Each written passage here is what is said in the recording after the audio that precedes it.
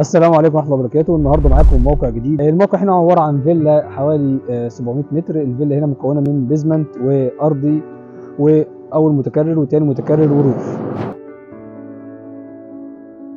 استلمنا المكان هنا على الطوب الاحمر، عملنا فيه بعض التعديلات الانشائيه والتعديلات المعماريه. التعديلات الانشائيه هي التعديلات في الخرسانات، عملنا توسعه للمكان. المكان هنا الرخصه بتاعته كانت مباني على 52%، كسرنا الخرسانه بالشكل دوت ونبدا ان احنا نعمل تزريع، وهيبدا فيه بروز عندي بحوالي 80 سم عن ال 80 سم الموجوده حاليا. اول حاجه بدانا ان احنا نعمل طرطشه بالشكل دوت في الحوائط. الريسبشن عندنا هنا 3 قطع. قطعه اولانيه منطقه الدايدنج هتكون هنا، الجزء الثاني بتاع الاستقبال هيكون هنا على الفيو بتاعها البسين والجاردن. بعد كده عندنا المنطقه الثالثه منطقه التي في يونت هتكون في المكان دوت. راعينا بعض الفتحات بتاعه الشبابيك بحيث ان هي تدينا اضاءه طبيعيه للمكان. زي ما احنا شايفين مفيش اي اضاءه.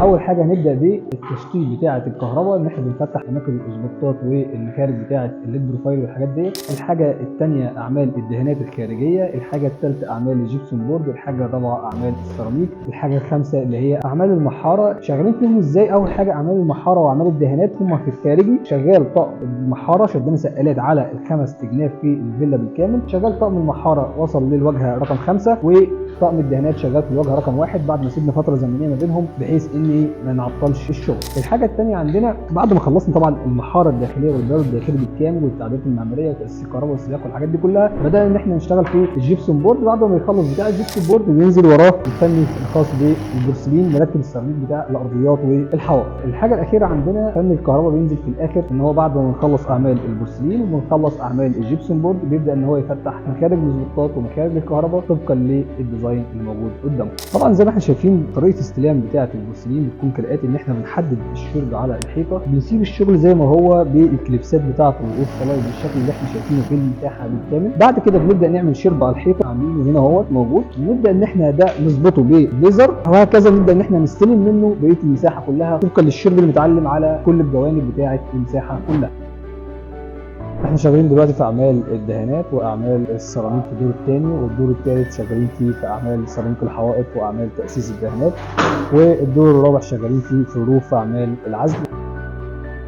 كمان حاجه مهمه لازم ناخد بالنا منها الا وهي الزاويه ديت، لازم نركب فيها زوايا معدنيه فبتركب فبيطلع شكل زي ما احنا شايفينه قدامنا كده ستريت. ده بستلمها ازاي؟ بوقف من الجهاز الليزر في المكان دوت وابدا ان انا اعمل خط على الزاويه، فلو في اي ردود ولا اي حاجه تظبط معايا بالمعجون بحيث ان الزاويه كلها تكون عندي زاويه مستقيمه ما يكونش فيها اي مطبات او اي حاجه. السلام عليكم ورحمه الله وبركاته. بنتابع مع بعض مراحل التشطيب في الفيلا. طبعا خدنا شوط كبير جدا جدا جدا ودخل على رمضان، كل سنه وانتم طيبين. ولكن يلا بينا نشوف المراحل التشطيب وصلنا لغايه فين. المرحله اللي هي قبل الفرش، ودي اكتر مرحله الواحد بيحبها، اللي هي مرحله ما قبل الديكور قبل الفرش، عشان نقدر ان احنا نفرجكم على التفاصيل الانشائيه والتعديلات المعماريه اللي حصلت. دايما بنصور لكم المكان وهو بيكون على الطوب الاحمر او المحاره، نشرح بعض التعديلات. فيلا بينا نتفرج على الشغل.